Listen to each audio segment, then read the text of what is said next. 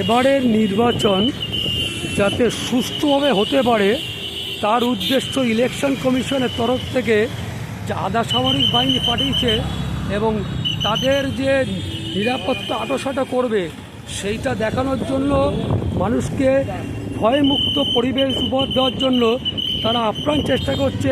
দেখতেই পাচ্ছেন অত্যাধুনিক গাড়ি এবং তাদের যে সুসজ্জিত পোশাক আশাক, এবং দেখতেই পাচ্ছেন যে এই আধুনিক গাড়ি একমাত্র যুদ্ধে ব্যবহার করা হয়।